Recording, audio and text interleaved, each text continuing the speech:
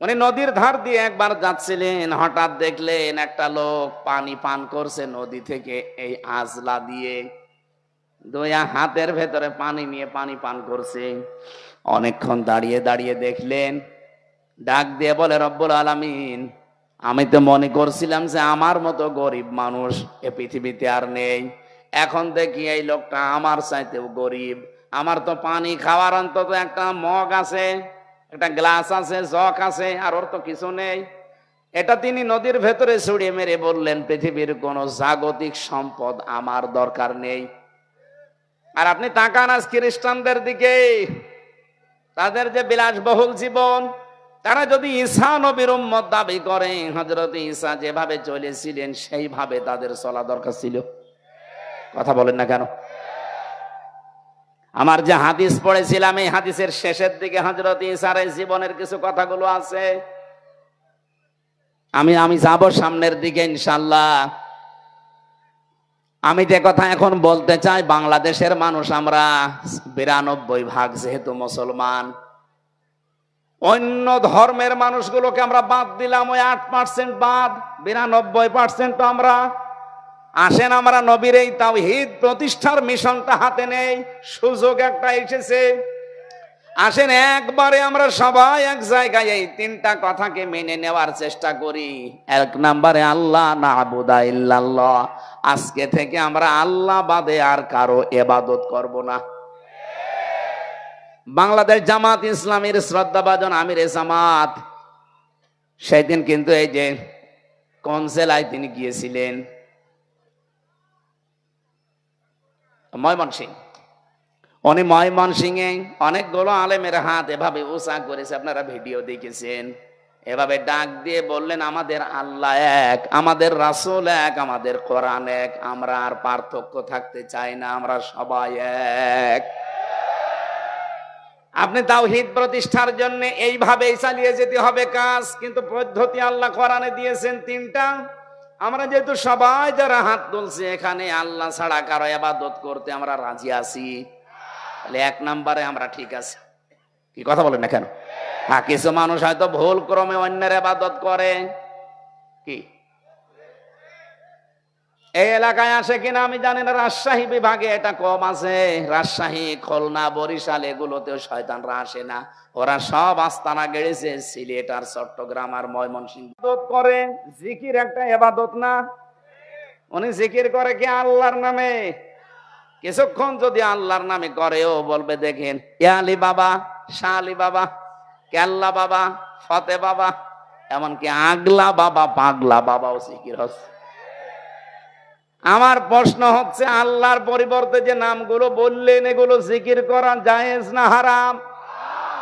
কোথায় আছে?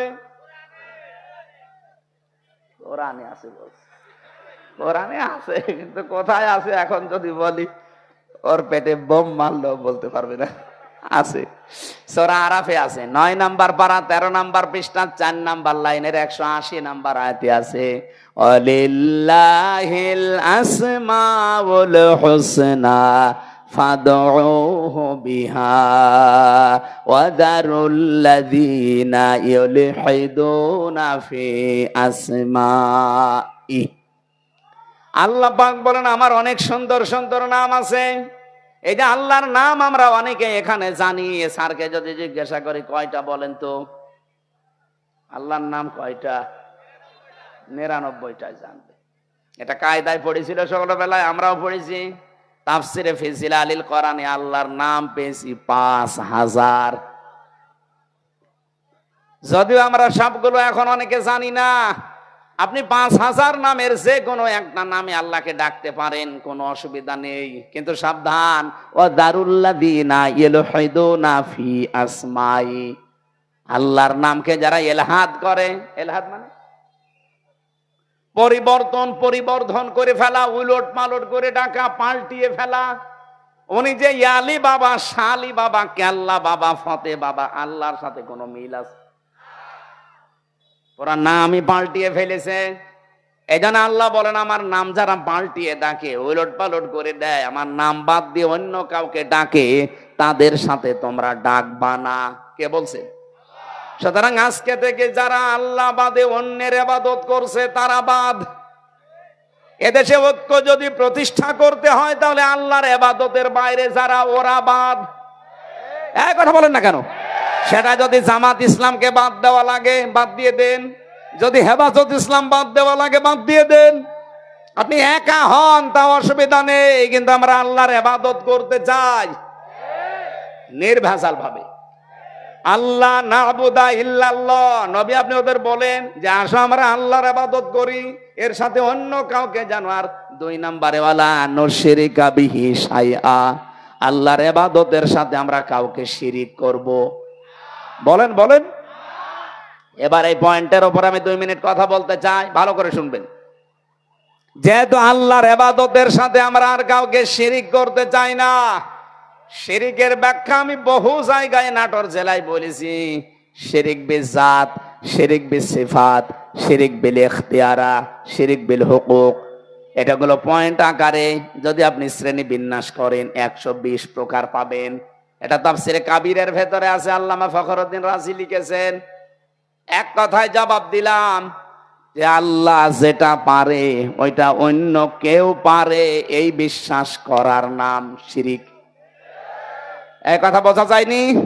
অন্য কেউ পারে, যারা অন্য কাউকে বিশ্বাস করেন আপনি কিন্তু শিরিক করছেন, আর শিরিক করলে আপনি মুশরিক। এ পর্যন্ত বুঝেছেন? এবার আসেন 2 নম্বরে। এ জমিন বানিয়েছে কে?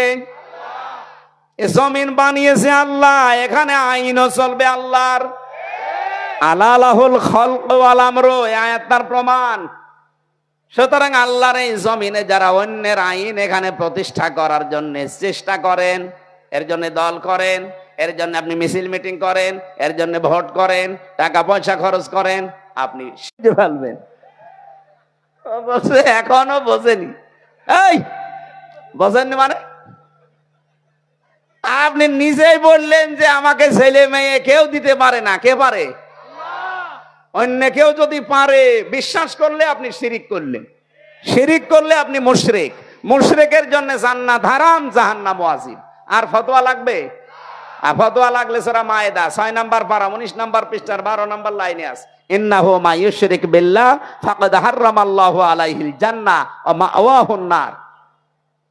এটা যেমন খুব সহজে বুঝে ফেললেন যে ছেলে মেয়ে আল্লাহ ছাড়া কেউ পারে না, জমিন আল্লাহ বানিয়েছে, এখানে অন্যের আইন যদি কেউ কায়েম করার, হেফাজত আসতে চায়, জামাত আসতে চায়, চরমনায় আসতে চায়, আটরশি আসতে চায়, অসুবিধা নেই। কিন্তু আল্লাহর সাথে শিরিক করে আপনি জামাত ইসলাম করবেন, এরকম জামাত আমি মানি না। আল্লাহর সাথে শিরিক করে আপনি চরমনার মুরিদ হবেন, এরকম চরমনায় আমি মানি না। এর উপরে হাত, ও তো হাত পোজে না, তারপরও হাত দিয়ে ছবি তুলে বসে ছেড়ে দেব। ওই দিন এমন কন্দন করেছিল, আমার সাথে ছিল তো, এক রুমে ছিলাম আমরা। আমার বলছে হামজা ভাই, আমি এমনি ছোট মানুষ, আমার জিনিসপত্র 12টার পরে আমার ওই হাতির ছিলে 2 দিকে রাস্তা ব্লক করে আমার এইভাবে অত্যাচার করছিল। এমন কান্না কাঁদলাম ওই দিন। এক এসআইকে ডেকে বললাম যে ভাই আপনারা যা করছেন এটা কি ওই হারুন আঙ্কেল, ওই যে হাউ আঙ্কেল, স্যার কি জানে? জানে না মানে উনি তো করাচ্ছে। ও উনি করাচ্ছে, অথচ দিনের বেলায় দেখা করতে এসে বলে হুজুর কেমন আছেন, ভালো আছেন, সব কিছু খোঁজ নিয়ে যায়, আর উনি এটা করাচ্ছে। আমারে যেভাবে উলঙ্গ করেছে আল্লাহ যেন ওনারও উলঙ্গ করে। ঠিক ছোট হুজুরের তো হয়তো ছোট জিনিস দেখা যায়নি, কিন্তু হারু আঙ্কেলের 3 ইঞ্চি। কয় ইঞ্চি? ওইটা হয়তো 4-5 জন এসআই দেখেছিল, আর এরটা সারা দুনিয়া দেখেছে। কয় ইঞ্চি? মহিলারা পর্যন্ত জিকির করে 3 ইঞ্চি 3 ইঞ্চি। আলেমদের বরদোয়া লেগে গেছে। কোথায় আছে সে আল্লাহর ওলি? হাউ আঙ্কেল আপনাদের এই নাটোরের বাগাতিপাড়া, লালপুরে 17, 18, 19, 20 এই সমস্ত বছরগুলোতে বহুবার এসেছি, কিন্তু কোরআনের কথা আমারে বলতে দেয়নি। এই বকুল সাহেব আর আজাদ সাহেব, এই আজাদ না, আর এক আজাদ আছে, সে 2টা এখন পালিয়েছে। আমার আগে যিনি কথা বলছিলেন কে আমি জানি না। এই ঘরগুলো আল্লাহ যেন এভাবে আঙ্গুল দিয়ে দেখাচ্ছে, এই সেই আজাদের ঘর, এই সেই বকুলের ঘর, এই সেই হানিফের ঘর, এই সেই ডিলুর ঘর। এখন যদি বলেন হানিফ, ডিলু, আসাদ, বকুলের নাম কোথায় আছে, এদিকে আসেন আপনাকে দেখাচ্ছি। আমি দেখাতে পারবো, দরকার আমি তাফসীর দেখবো এখন, কারণ এখানে বাইতুন নেই, বয়ুত, বহু বচন। আল্লাহ বয়ুত বহু বচন দিয়ে জানিয়েছে যে এরকম মানুষ আজকে না, যদি এটা লূত নবীর জামানায় নাজিল হওয়া, এটা কিয়ামত পর্যন্ত এই চরিত্রের মানুষ থাকবে। আল্লাহ এ পর্যন্ত বলেননি, কিন্তু এরপরে আরো শব্দ আছে। আল্লাহ পাক বলেন খাবিয়াতাম বিমা যালামু, এগুলো আজ জনশূন্য হয়ে পড়ে আছে, এগুলো উজাড়। কুষ্টিয়ার হানিফ সাহেবের বাড়ি যান, আপনি যে দেখেন বাড়ি আর বাড়ি নেই, পায়খানার প্যান পর্যন্ত মানুষ খুলি নিয়ে চলে গেছে। যদিও হালকা পাতলা দু একটা ইট ছিল। এই ফেব্রুয়ারির 5 তারিখে আযাবুল বুলডোজার নাজিল হয়ে ছাতা সব শেষ। সারা দেশে আযাবুল বুলডোজার নাজিল হয়েছিল না? আল্লাহ বলেন এই জালেমদের বাড়ি ঘরগুলো একটু দেখেন না কেন? এই সেই ঘরগুলো খাবিয়াতান, আজ উজাড় গৃহ হয়ে গেছে, পরিত্যক্ত করে দিয়েছি আমি, বিমা যালামু, এদের জুলুমের কারণে। আল্লাহ পর্যন্ত কিন্তু শেষ করে দিতে পারতেন, কিন্তু এর পরের শব্দটা আমাদের জন্য। আল্লাহ পাক বলেন ইন্না ফি যালিকা লাআয়াতাল লিকাউমিন ইয়ালামুন। এখানে প্রথমে ইন্না আছে আর মাঝে আছে লামে তাকিদ। আল্লাহ 2 বার গ্যারান্টি দিয়ে জানিয়েছেন অবশ্যই অবশ্যই এর ভেতরে জ্ঞানী যারা, তাদের জন্য শিক্ষা আছে। কি শিক্ষা? ফাকুতিয়া দাবিরুল কওমিল্লাযিনা যালামু, সূরা আনআম 7 নম্বর পারা 12 নম্বর পৃষ্ঠার 4 নম্বর লাইনের 45 নম্বর আয়াতের প্রথম অংশে আছে। এটা তাফসিরে ফি জিলালিল কোরআনে সাইয়্যিদ কুতুব এভাবে লিখেছেন। আল্লাহ পাক বলেন জালেমদের শিকড় কাঁটা হয়ে গেছে। কেটেছে কে? আল্লাহ মানে ওই যে আলেমকে জিজ্ঞাসা করে তো, কুতিয়া এটা মজুলের ফাইল জানা নেই, এর কর্তাকে কেউ জানে না।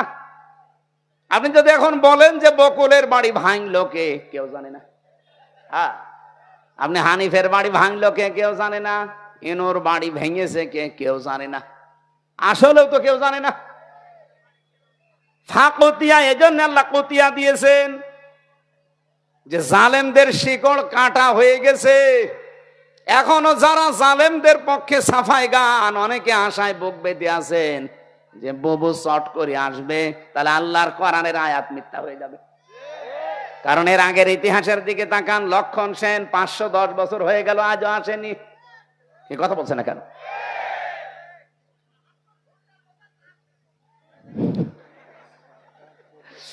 আমি যতগুলো দেখলাম ইতিহাস, একটাও ফিরে আসেনি। আশরাফ ঘানি, বাশার আল আসাদ, কথা বলছে না কেন? এই জন্য আশায় যারা বুক বেঁধেছেন, ও গুড়ে বালি, ওটা বাদ দেন। ওটা বিশ্বাস করে বসে থাকলে কোরআনের আয়াত পাল্টিয়ে যাবে। আল্লাহ বলেন জালেমদের শিকড় কাটা হয়ে গেছে। এ আপনি জোড়া দেবেন কি করে? কেটেছে কে, তাই তো কেউ জানে না। আর একজন বলছে আল্লাহ। আপনি আন্দাজ বললেন কেন? আল্লাহ কাটেনি, কে কেটেছে কেউ জানে না। আপনি চিন্তা করতে পারেন এটা কি, কোন ইউনিয়ন? এটা লালপুর। লালপুর ইউনিয়ন পরিষদের দারোয়ান থেকে সংসদ পর্যন্ত থরে থরে জালেমদের সব সাজানো ছিল। আমি রিমান্ডে 10 প্রকার মানুষ পেয়েছিলাম। 10 প্রকারই ওদের। মামলার আয়ু ওদের, যে মামলার প্রসিকিউটর সে ওদের, বিচারপতি যে বিচার করবে রায় দেবে সে ওদের, যে জজ রিমান্ড ডাকবে সে ওদের, যারা রিমান্ডে প্রশ্ন করবে তারা ওদের, যে ঘরের ভেতরে নিয়ে টর্চার করবে সেইটা ওদের, যে রায় দেবে সে ওদের। আমার পক্ষে কে আছে? আরে ভাই আল্লাহ তো আছে, একজন আছে, উকিল। একটা উকিল দাঁড়ায় তো ওর কথা শুনলেও চলে, না শুনলেও চলে। এই ছিল দেশের বিচার ব্যবস্থা। আর মানুষকে শোনায় তো আমরা ন্যায় বিচার কায়েম করছি। বাংলাদেশে যদি এই হয় ন্যায় বিচার, তা আমি কোন কারণে 3 বছর জেলে ছিলাম আমারে জবাব দিন। আমারে আপনারা মামলা দিয়েছিলেন যে আমি নাকি আনসারুল্লাহ বাংলা টিমের প্রধান। কি ও ছাতা ও জীবনে জানি না। আনসারুল্লাহ বাংলা টিম কি ও ছাতা জানি না, অথচ আমার প্রধান বানিয়েছে। জেলের ভেতরে যাওয়ার পরে একজনের সাথে দেখা হয়েছে, ও 17 বছর জেলে আছে। ওর নাম আব্দুল মতিন, ও আছে আল্লাহর দলের প্রধান সারা বাংলাদেশের। বললাম ভাই আপনি তো আল্লাহর দলের সভাপতি, সেক্রেটারি কে? বলছে আমার ছেলে। আপনি সভাপতি, আপনার ছেলে সেক্রেটারি, আর কেউ নেই। এই দেশে জঙ্গি ছিল। এই জন্য ডক্টর এনায়েতুল্লাহ আব্বাসী হেফাজত ইসলামের সমাবেশে 3টা প্রস্তাব দিয়েছে যে আবেগের ছলে হলেও কেউ যদি ইসলাম এবং মানবতা রসুল নিয়ে এই বাংলাদেশে কথা বলতে যায় তাকে আইনের আওতায় এনে কঠোর শাস্তি দেওয়া লাগবে। এটা আমরা চাই না। আপনি অধিকারের নাম নিয়ে রসুলকে গালি দেবেন, আল্লাহর কোরআনের আয়াত বিকৃতি করবেন, এটা আর সামনে যেন না হয়, আইন পাশ করা লাগবে। 2 নম্বরে উনি বলেছিলেন এই দেশে যারা নবীকে বিশ্ব নবী শেষ নবী মানে নাই, কাদিয়ানি যারা, এদেরকে রাষ্ট্রীয়ভাবে অমুসলিম ঘোষণা করা লাগবে। শোনেননি এটা? কথা বলছেন না কেন? আমরা এই দাবির পক্ষে আছি না? কোরআনে কারিমের শুধু 1 আয়াতের 4 ভাগের 1 ভাগ, মা কানা মুহাম্মাদুন আবা আহাদিম মির রিজালিকুম ওয়ালাকির রাসূলুল্লাহ, এই পর্যন্ত ঠিক আছে। ও খাতামান নবিয়্যিন, নবী যে শেষ নবী, এইটা কাদিয়ানিরা মানে না। ওরা বলে যে মা কানা মুহাম্মদ ঠিক আছে, আলা আহাদিম মির রিজালিকুম এটা ঠিক আছে, ওয়ালাকির রাসূলুল্লাহ এইটাও ঠিক আছে, কিন্তু ওয়ালাকির রাসূলুল্লাহর পরে ওয়া খাতামান নবিয়্যিন, উনি শেষ নবী, এটা ঠিক নেই। শেষ নবী হচ্ছে গোলাম আহমদ কাদিয়ানি। এতটুকু অস্বীকার করার কারণে কাদিয়ানিরা কি বলেন? বলেন। আমরা চাই তাদেরকে অমুসলিম ঘোষণা রাষ্ট্রীয়ভাবে করা হোক। বারবার কিন্তু আহ্বান জানানো হয়েছে এই 92% মুসলমানের দেশে।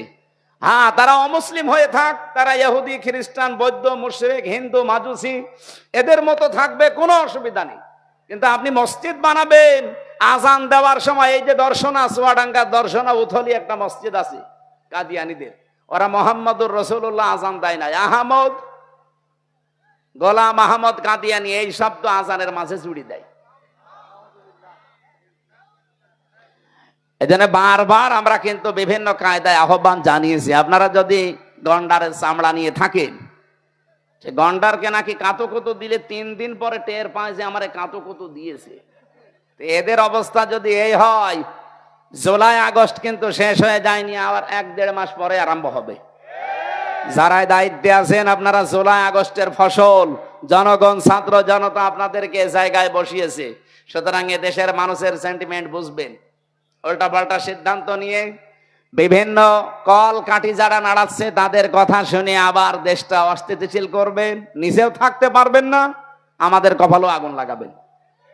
কি আমাদের দেওয়ালে পিঠ থেকে গেলে তো তখন আর কামড় দেওয়া ছাড়া উপায় থাকবে না। এই কথা বলেন না কেন?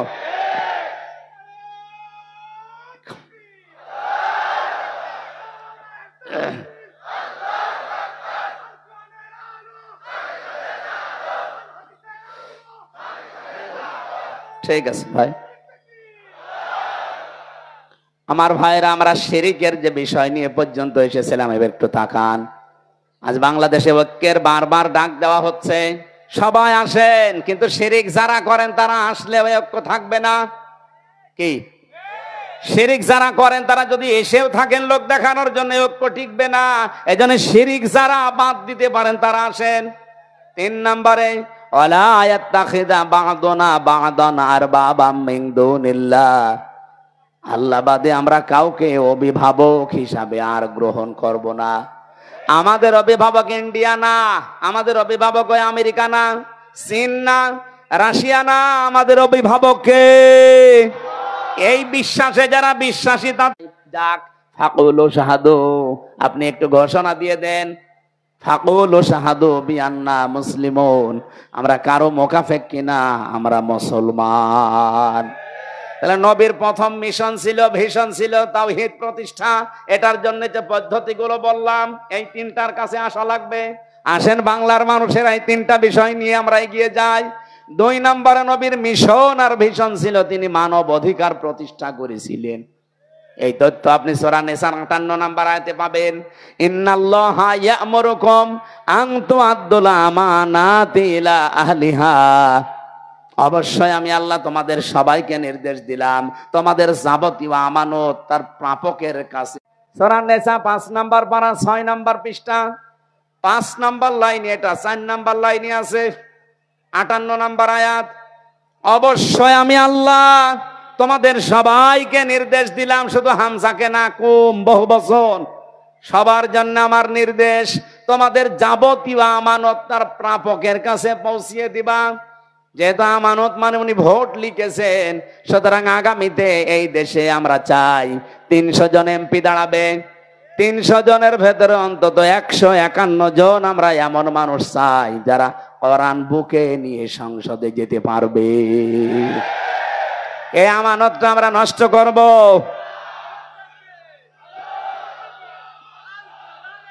এই আমার কথা বলতে দিন ভাই, কারণ আমি এই ব্যবসা করেই কোরআনকে সংসদে পৌঁছিয়ে দিতে চাই।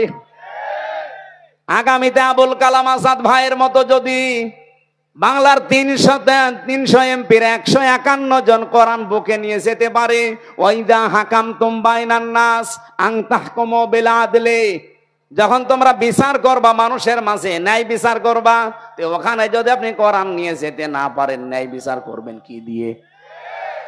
এই 54 বছরে ন্যায় বিচার দেখতে পাইনি, শুধু এইটা নেই তাই। একটু সুযোগ করে দেন না কেন? 54 বছর তো বিভিন্ন জিনিস দেখলেনি, একবার একটু পাগলামি করে হোক আর যেভাবে একটু দেখেন না কেন? আপনি একবার যদি দেখতে পারেন যে এটা বিচার ব্যবস্থায় চলছে, আমি আল্লাহর কসম দিয়ে গ্যারান্টি দিতে পারি জীবনেও বিনা কারণে জেল খাটা লাগবে না। এজন্য মানব অধিকার প্রতিষ্ঠা করা এটা রাসূলের মিশন ছিল, ভিশন ছিল। আমাদের জীবনেরও মিশন আর ভিশন এটা হওয়া লাগবে। এখানে যদি কারো দ্বিমত থাকে হাত তোলেন, যে না এটা আমি মানি না, তোলেন। এখানে কেউ কিছু বলছেন না, চলে যাওয়ার পরে যদি লালপুর বাজারে কালকে গিবত করেন না, দাঁত মুখ খুলে ফেলবে একদম। হ্যাঁ, আমি চলে গেলে এরা গিবত করবে, না কিছু বলে গেল বুঝলাম না, বুঝলেন না মানে সব বুঝতেছেন আপনি। নবীজির জীবনের মিশন ছিল উনি মানব অধিকার প্রতিষ্ঠা করেছিলেন, আর মানব অধিকার প্রতিষ্ঠা করার জন্য ক্ষমতা লাগে, আইন লাগে, সেটা হাতে আছে আমাদের? নেই। খুজলাত মাদামাতান ফাইদা সারা রিশওয়াতান ফিদ্দিন ওয়ালাস্তুম বিতারিকিহি ইয়ামনাকুমুল ফাকরা ওয়াল হাজা আলা ইন্না রিহাল ইসলামি দাইরাতুন ফাদুরু মাআল কিতাবি হাইসুদার আলা ইন্নাল কিতাবা ওয়াস সুলতান লা ইফতারিকান ফালা তুফারিকুল কিতাব। এদিকে তাকান। হযরত মুআয ইবনে জাবাল রাদিয়াল্লাহু তাআলা আনহু যেদিন ইয়ামেনের গভর্নর হয়ে তিনি যাবেন, ঘোড়ার রাকাবের ভেতরে তিনি অলরেডি পা তুলে দিয়েছেন। নবীজি ডাক দিয়ে বললেন, তোমাকে একটা দেশের দায়িত্ব দিয়ে পাঠাচ্ছি, হাদিয়া তোফা তোমার কাছে আসবে, তুমি যেহেতু দায়িত্বে আছো।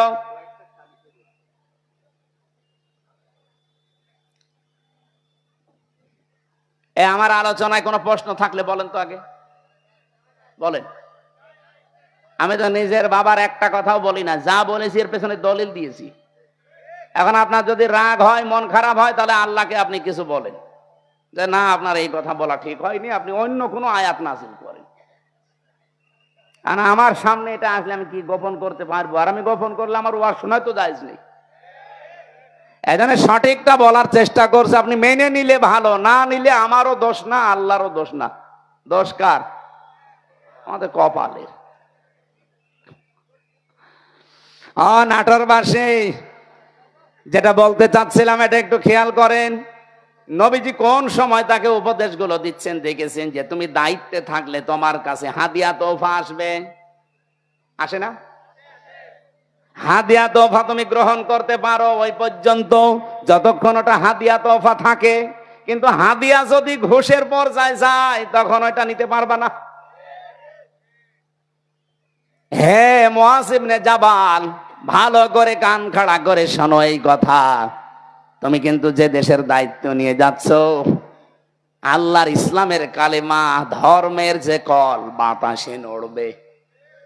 এমন সময় তোমার সামনে কিছুদিনের ভেতরে চলে আসবে, আলা ইন্নাল কিতাবা অসুলতানা লা ইফতারিকান। দেখবা অনেক মানুষ এমন আছে, তারা বলবে আল্লাহর কিতাব আর রাজ্য রাজনীতি এটা আলাদা বিষয়। আমার মনে হয় বাংলাদেশে এখন কেউ বলে না। রাজশাহী বিভাগে বলেছে, এই কথা বলছে না কেন? আমার মনে হয় ১৫০০ বছর আগের কথা মনে হচ্ছে নবীজি কেবল কালকে বলে গেল। আলা ইন্নাল কিতাবা অসুলতানা লা ইফতারিকান। জেনে রাখো, কিছু মানুষ এমন সময় চলে আসবে যারা বলবে আল্লাহর কিতাব, কোরআন শরীফ আর রাজ্য রাজনীতি এটা আলাদা। তোমাদেরকে নির্দেশ দিলাম, ফালা তুফারিকুল কিতাব, কখনো আল্লাহর কিতাবের রাজনীতি থেকে আলাদা হবা না। এ নির্দেশ কার বলেন? নাকি আমি নির্দেশ বানাচ্ছি? বলেন। এই আরবি বাংলা যদি ভুল হয় আলেমদের জিজ্ঞাসা করছি, বলেন বাংলা ভুল হচ্ছে? সাহাবী বললেন, হুজুর এরকম একটা কঠিন সময় যদি আমাদের সামনে চলে আসে কি করব তখন? আপনিও তো থাকবেন না আমাদের মাঝে, আমাদের তখন কি করার আছে? তখন নবী ওই ঈসা নবীর কাহিনীটা উম্মতকে শোনালেন। আমার তো মনে হচ্ছে বাংলাদেশে এখন ঠিক সেই সময় এসে গেছে। এই পৃথিবীর কোন চোর চাই যে গোলা ধানের গোলায় চাল তালা মারা থাক? বলেন বলেন। কোন মানুষ চায় চোর যারা, তারা কি চায় যে আমের বাগান কেউ পাহারা দিক? চোর যারা জীবনেও তারা চাইবে না যে বাক্সে সিন্ধুকে টাকা পয়সা সোনা গহনা আছে ওটা তালা মারা থাক। ওরা তো সব সময় চাইবে যে মুখ আগলা থাক। এই পৃথিবীতে যদি সত্যি যারা আসল চোর, তারা কখনো চাইবে না যে এই দেশে যারা ন্যায় পরায়ণতা কায়েম করতে চায় এই মানুষগুলো ক্ষমতায় যাক। কারণ এরা ভালো করে জানে এরা গেলে আমার হাত থাকবে না, কারণ আমি যত চুরি করেছি। এই বাংলাদেশে অনেক চোর আমার মনে হয় স্বভাবে করে না, অভাবে করে, সেগুলো মাফ। কিন্তু যারা স্বভাবে করেছে এদেরকে আল্লাহ মাফ করতে নিষেধ করে দিয়েছে, তাদের হাত কাটার নির্দেশ দিয়েছে। আপনি সালমান এফ রহমানের কি ৩৬,০০০ কোটি টাকা ওর চুরি করা, ওটা কি অভাবে না স্বভাবে? কয়েকদিন আগে মালয়েশিয়া এক লোককে দেখি নিচে বসে বসে চা খাচ্ছে। এসে বললাম কি এখানে? বলছে হুজুর আমরা আগেই পালিয়েছি। আপনি পালালেন কেন? আপনার না ৬২০টা বাড়ি, ওই যে চট্টগ্রামের ওইটা ৬২০টা বাড়ি বানিয়েছেন আপনি। এই মালয়েশিয়ায় আপনার সাহেব পাড়া আছে আপনার নামে। আপনি সাহেব পাড়ার মালিক, বেগম পাড়ার মালিক। আপনি সেকেন্ড হোম হিসাবে এখানে বানালেন। এই সিঙ্গাপুরে বাড়ি আছে, থাইল্যান্ডে বাড়ি আছে, মালয়েশিয়া বাড়ি আছে, কত দেশে আপনার বাড়ি, কিন্তু আজ আপনি থাকতে পারেন না বাড়িতে। ওগুলো সব তালা লাগিয়ে থাকেন আপনি এখন এই হোটেলে। ধরে রাখবো কি করে? আমি বললাম আপনি সাহেব পাড়ায় যেতে পারেন না, বলছে ওখানে যাব। বাংলাদেশের ২০ লাখ মানুষ এই মালয়েশিয়া, আমারে যদি দেখে তো ভর্তা বানিয়ে ফেলবে। এই জন্য চুরি চুরি করে আসি, মাঝে মাঝে নামি আবার উঠে পড়ি। কি জীবন জেলখানার মতো হয়ে গেছে। কয়দিন থাকবে ভাবে? একদিন না একদিন তো আপনি কারো সামনে পড়বেন। আমার সামনে যেমন পড়েছিলেন, বলছে দোয়া করিয়েন। কি দোয়া আপনার? আপনার জন্য দোয়া আসবে? ৬২০টা বাড়ি বানিয়েছেন আপনি, তা বাবার টাকা দিয়ে যদি বানাতেন, সব তো জনগণের টাকা।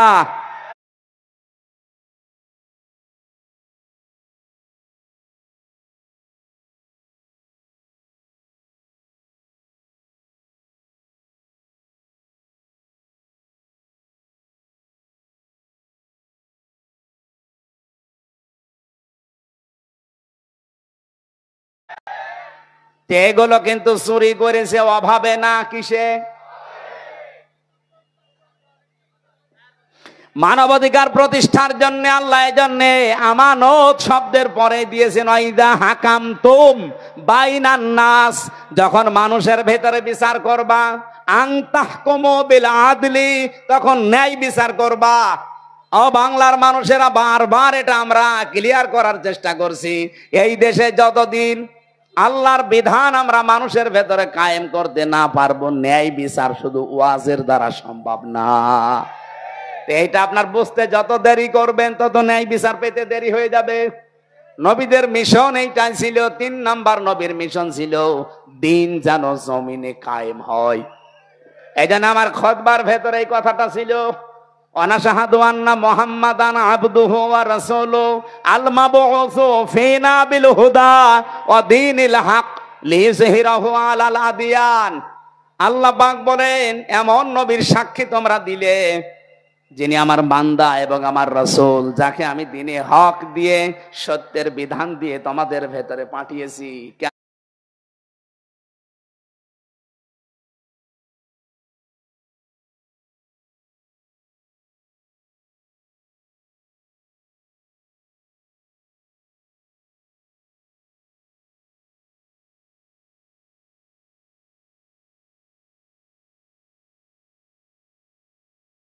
কেন লিইয়ুযহিরাহু, এজাহার মানে এখানে বহু আলেম আমার মনে হয় জিজ্ঞাসা করলে এজহার মানে বলবে স্পষ্ট করা, না। এখানে আবিদা আধুনিক অর্থে এজহার মানে বিজয় করা। এজহার মানে আল্লাহ বলেন লিইয়ুযহিরাহু আলাল আদিয়ান, যত দিন আছে দুনিয়ায়, যত ধর্ম আছে, এখন ধর্ম দুনিয়ায় কত? 4,500। 4,500 ধর্মের ভেতরে ইসলামকে দাঁড় করানো লাগবে বিজয়ী রূপে। এ ঘোষণা কার? বলেন বলেন। আর ইসলামকে দাঁড় করাতে হলে নবীজি যদি 13 বছর মার খাওয়ার পরে 10 বছর কোরআন দিয়ে রাষ্ট্র চালাতে পারে। কিছু মানুষ বলে হুজুর 13 বছরের কথা বলেন, ওই 10 বছরের কথা বলার দরকার নেই। কেন 13 বছর শুনতে আপনার ভালো লাগছে? নবীজি মায়ের খেয়েছিলেন। আর 10 বছর যে এইটা দিয়ে রাষ্ট্র চালিয়েছিলেন প্রধানমন্ত্রী হয়ে, ওইটা আপনার ভালো লাগে না মানে? সিরাত ইবনে হিশামে দেখবেন নবীর জীবনীকে 4 ভাগে ভাগ করা হয়েছিল। মক্কার জীবনটা প্রথমে 3 বছর, এরপরে 5 বছর, এরপরে 2 বছর, এরপরে 5 বছর, না এরপরে 3 বছর, সব মিলে কত? 13 বছর। প্রথমে 3, এরপরে 5, এরপরে 2, এরপরে 3, এই 4টা ভাগে নবীর পরা মক্কার জীবনকে ভাগ করা আছে। আমি বাংলাদেশের সাথে অলরেডি এটা মিলিয়ে দেখেছি, আমরা এখন এই 4 নাম্বারটায় আছি। কি কথা বলেন না কেন? নবীজি 3 বছর জেলে ছিলেন, তার অনেক আত্মীয় স্বজন সাহাবায়ে কেরাম হারিয়েছিলেন। আমরাও এই 15 বছরে বহু কিছু হারিয়েছি। 3 বছর না 13 বছর আল্লামা সাঈদীর জেল খাটা হয়ে গেছে। সুতরাং 13 বছর পরে নবীকে যদি আল্লাহ 10 বছরের বিশাল একটা সাম্রাজ্য দিতে পারে, আমাদের সামনেও 15 বছর যেহেতু পার করে ফেলেছি, সামনের 10 বছর আসবে কোরআনের হাতে ইনশাআল্লাহ। কথা বোঝেন? সূরা সূরার 13 নম্বর আয়াতের মাঝের অংশে আমি পড়েছিলাম আন আকিমুদ্দিন। অথচ আয়াতটা নাযিল হয় মক্কায়, এমন কঠিন পরিস্থিতি যেখানে পা রাখা পর্যন্ত সম্ভব না, সেখানে আল্লাহ বলছেন আমার দিন কায়েম করো। এই জন্য বাংলাদেশে যেহেতু 4টা অবস্থা আমরা পার করে ফেলেছি, এই মুহূর্তে আহ্বান জানাচ্ছি নবীর এই 3 নাম্বার মিশন আর ভীষণ। ও বাংলার মুসলমানেরা, এখন সব ফরজের বড় ফরজ আল্লাহর এই জমিনে আল্লাহর দিন কায়েম করা। আলা তাতাফাররাকু ফি, এখানে কেউ মত পার্থক্য ফতোয়াবাজি করবেন না। সুতরাং দিন কায়েমের কথা বললে যারা ফতোয়াবাজি করে, মত পার্থক্য তৈরি করে, যে না ওর আকীদা খারাপ, ওর টুপি বড়, ওর টুপি পাঁচকলি, এরকম কথা যারাই তুলবে মনে করবেন ওটা রাসূলের শত্রু, ওটা মানবতার শত্রু, ওটা তাওহীদের শত্রু। এই কথা বলেন না কেন? এতটুকু আল্লাহ শেষ করেননি, কাবুরু আলাল মুশরিকিনা মা তাদউহুম ইলাই। হে নবী, আপনি যদি দিন কায়েমের জন্য মানুষকে ডাকেন, সবচাইতে বেশি খারাপ লাগবে, অপছন্দ করবে এই কথাটা মুশরিকরা। আমি তো দিন কায়েমের জন্য আহ্বান জানাই, আপনার খারাপ লাগে কেন? আপনার মন খারাপ হয় কেন? আপনার কাছে রাজনীতি মনে হয় কেন? আপনি কি মুশরিক? বলেন। হ্যাঁ, জানি আপনাকে আল্লাহ পছন্দ করেনি। এই জন্য আয়াতের শেষের অংশ এটা, আল্লাহু ইয়াজতাবি ইলাইহি মাইয়াশা। দিন কায়েমের কর্মী দিন কায়েমের কর্মী হিসাবে আল্লাহ সবাইকে পছন্দ করে না। আল্লাহ যাকে ছাঁটাই করে দেয় সে বাদ, আল্লাহ যাকে বাছাই করে, নির্বাচিত করে, পছন্দ করে, নির্ধারিত করে, এ যেতে বা শব্দ আছে। আল্লাহ যাকে পছন্দ করে তার দিনের কায়েমের জন্য কর্মী হিসাবে, তাকে আল্লাহ পাক এই দিন কায়েমের জন্য নির্বাচিত করে নেয়। ওয়াহদি কাকে করে? মাইয়াশা ওয়াহদি ইলাইহি মাইয়ুনিব, যে লোকটা আমার আল্লাহর দিকে মন থেকে ফিরতে চায়। আপনি কি আল্লাহর দিকে মন থেকে ফিরতে চান? যদি ফিরতে না চান, জীবনও আল্লাহকে আল্লাহ দিনের কর্মী হিসাবে আপনাকে কাজে লাগাবে না। আল্লাহর অত দায় পড়ে যায়নি। এই দেশে ইসলাম কায়েম না হলে আল্লাহর কোনো ক্ষতি আছে? ক্ষতি আপনার, ক্ষতি আমার। কারণ জীবনের শেষ দিন পর্যন্ত এই কাজে নিজেকে জড়িয়ে রাখা, এটা নামাজ রোজার চাইতেও বড় ফরজ।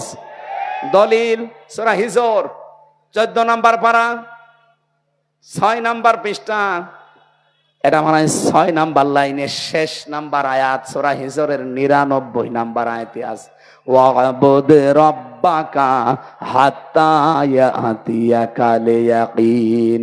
ওই দিন পর্যন্ত ইবাদত করো যতদিন তোমার কাছে ইয়াকিন না আসে, মরণ না আসে।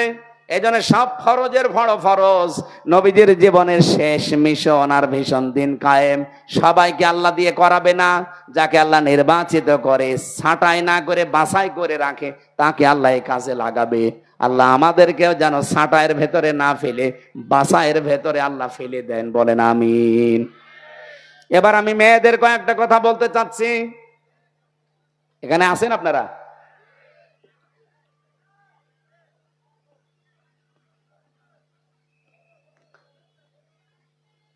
মেয়েরা এসেছে না? সম্মানিতা মা বোনরা, কয়েক মিনিট আপনার জন্য আমি শিক্ষামূলক কয়েকটা কথা বলতে চাই। মাত্র 5টা মিনিট সময় দিচ্ছি। এই মাহফিলটা যেহেতু কাদা ছিল, এখানে পানি ছিল, এর আজকে আপনি ভিডিও দেখেছেন, আমার নিজেরই কেমন আফসোস লাগছিল যে কোরআনের জন্য এলাকার মানুষেরা এত কষ্ট করতে পারে। যার যতটুকু সামর্থ্য আছে আপনারা দিয়েছেন, আমি দেখেছি। বাড়ি যাওয়ার সময় শুধু ভাড়াটা বাদ দিয়ে এদের কাছে আপনারা একটু উৎসাহের জন্য দিয়ে যাবেন। এটা মাদ্রাসার মাহফিল না? যার যা আছে অবশ্যই দয়া করে এদের কাছে একটু দিয়ে যাবেন। আমি এরপরে মেয়েদের কথা বলার পর আমার একটা লিখিত বই আছে মেয়েদের উপরে। ওই এত বই নিয়ে এসেছেন।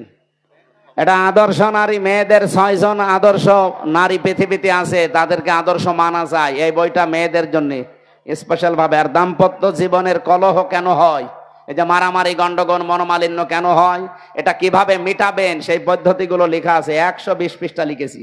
এটা জেলখানায় বসে বসে লিখা। আপনারা পারলে এই বইগুলো নিয়ে যান। আর সৃষ্টি জগৎ, এটা শিক্ষিত মানুষদের জন্য।